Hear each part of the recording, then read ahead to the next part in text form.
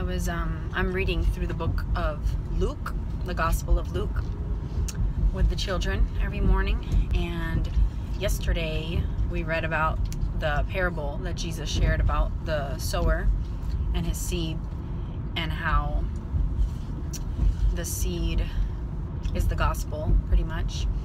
And wherever it lands has a different result. Sometimes it lands on the path and it gets trampled over. Sometimes it lands on stony rock and it springs up, but then it withers away and dies. Sometimes it lands in the thorns and it gets choked and destroyed. Sometimes it lands in fertile, rich soil, and that's where it grows and takes root, and that is genuine faith. So many people have heard the gospel, and so many people have fallen away. Basically, they were one of the other seeds. They weren't the seed that landed in the rich, fertile soil that took root and grew. It may have looked like that for some people, but in the end, the result is what really reveals where the seed landed. And so it was just really cool to talk to the kids about how before I was a believer, the gospel landed on the rocks for me many times. I was all emotional about the Lord, following God, but then my life didn't show it at all. It wasn't genuine faith. And finally, in the Lord's kindness and graciousness and goodness, He made my heart soft, fertile, rich soil. And when I heard the gospel again, God changed my heart, and I truly believed. And that is where root took, and a tree has sprung up only by God's grace, only by the enablement of the Holy Spirit. And the fruit is Galatians 5:22. That's how you see someone and know they're a believer. They're not a believer. Obviously, we can't judge the heart. Some genuine believers are just, battling and struggling with more outward sin, and that doesn't mean they're not believers. That just means they're in the beginning part of their sanctification. The Lord will and can change their anger, their impatience, their irritability.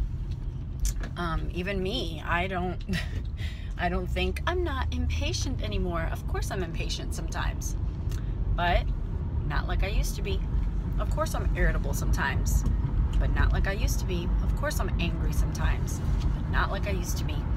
And so that is where, when I fall and fail and sin, instead of heaping guilt on myself, I say, Lord, I know that my faith is in you because I see where you brought me from, and I know that you're still working on me. I'm not there yet, and I never will be there until you return. But there's victories, and there's growth and sanctification, and that is all part of our walk.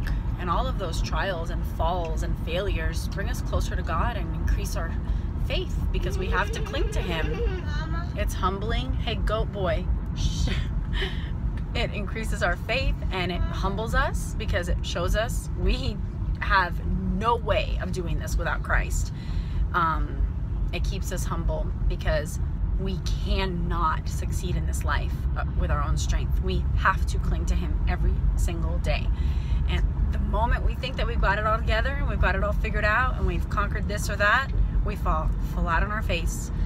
And that's God's grace, because if He let us just keep going down that path thinking that we've got it all together, we would be proud, we would be boastful, we would be trusting in ourselves and not in Him.